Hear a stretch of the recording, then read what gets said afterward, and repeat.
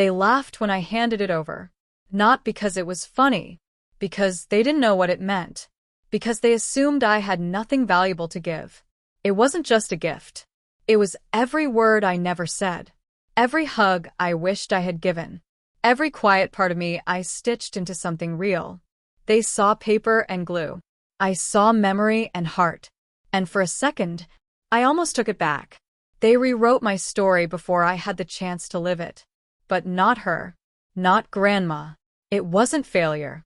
It was something bigger, just not visible yet. My name is Emily Grace, I'm 26, and I live in a small town outside of Portland. And this is the story of the gift they laughed at, until she opened it. Growing up, I was always the gentle one. While my cousins climbed trees and played sports, I was the girl in the corner cutting paper into flowers and turning cereal boxes into castles. People called me sweet, but never smart, never impressive. My family had plans for me, a lawyer like my dad, or a nurse like Aunt Sharon. I tried to follow the map they drew, majored in psychology, got into grad school, tried to wear blazers and carry a coffee cup like it meant something. But somewhere in the middle of my second semester, something snapped. I stopped showing up, stopped pretending. The anxiety ate my appetite. The silence in my apartment grew teeth. When I dropped out, no one yelled. They just shifted. Dinner invitations dried up. Conversations grew thinner. She's just taking a break. She needs time to figure herself out. We don't talk about that anymore. No one said I disappointed them, but I saw it in their eyes. I started working at a local art supply store. Minimum wage. No benefits. But at least the air didn't make me panic. I started making things again. Quietly. Alone. At night. But no one asked. And no one noticed. It started with a shoebox. An empty one from work that was headed to the trash. I took it home. Painted it blue. Added a paper moon. Cut out little stars from foil candy wrappers. It didn't mean anything at first. Just a way to keep my hands moving.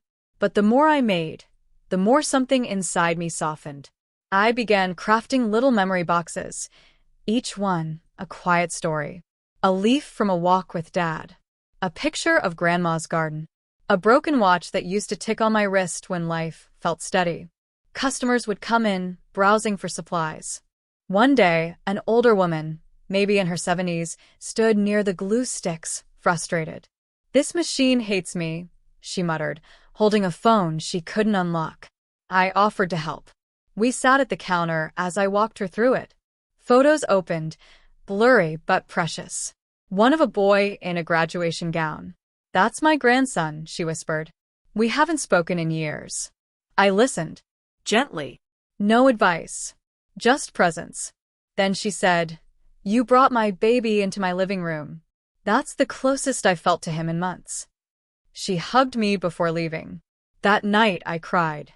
Not because I was sad, but because, for the first time in a long while, I felt like I mattered.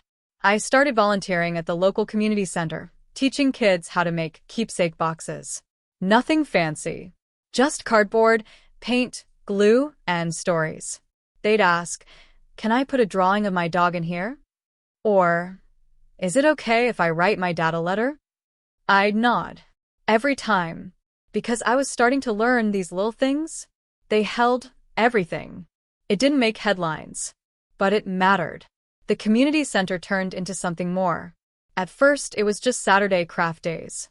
Then it was every Thursday too. Soon, I was asked to host a full 6-week program for kids and seniors, an intergenerational memory project. I called it Moments That Stay. We paired kids with elders and asked them to build one box together. Just one. Filled with photos, small notes, fabric scraps, bottle caps. Anything that felt like a moment that deserved to be remembered. We started with 5 pairs. By the end of the year, we had over 60. One local newspaper ran a tiny story about it. Memory boxes spark connection in community hall. Nothing viral. Nothing shiny. But the people who came, they kept coming. And they brought others. I even applied for a small arts grant. Got it. $1,200. Enough to buy better paint, brushes that didn't shed, and real wood for the boxes. We kept going. Each box was a world. Each moment mattered. I built a small website, uploaded stories and photos, with permission. People from other states emailed me. Can we use your guide? Can we bring this to our town? By the time winter rolled around again, our program had reached 400 people, kids, parents, grandparents, teachers. But at home, it was like I was still invisible. Christmas dinner. Cousin Mark went on and on about his real estate milestones. Sold 10 houses. Got a new Tesla. Everyone clapped. Uncle Greg offered him a cigar. Then someone asked me, "Still doing those, what are they? Memory jars?" "Boxes," I said gently. "And yes, we're launching in another city next month." "Oh, how cute," Aunt Sharon chimed in. She's always been the free spirit. No one asked more. No one offered a toast. I sat there, carving turkey, like I wasn't quietly building something that changed lives. They still saw the girl who made paper dolls, not the woman who gave people a way to hold on to the people they missed. One night, my mom passed by my room and peeked in. I was packing boxes for a school event. She didn't say anything, just watched for a moment and left. And somehow, that silence hurt more than words ever could. I wasn't doing this for applause. But still, I wondered, would they ever really see me? It was Grandma's birthday, her 84th. She'd always been the one who noticed the little things. The one who saved my glitter-covered cards from first grade. The one who called just to say my voice made her day. So I made her a memory box. Not for the community center. Not for an article. Just for her. It took 3 weeks. Hand-painted cherry blossoms on the outside, her favorite. Inside, a photo of her holding me as a baby, pressed between layers of vellum like a memory floating in time. Scraps of her garden gloves. A dried sprig of lavender from her porch. And a note, written in tiny cursive. "You held me when I was nothing. Now I hold what we've always been." I wrapped it in soft tissue, tied it with twine, and carried it with me to the party. The room was loud.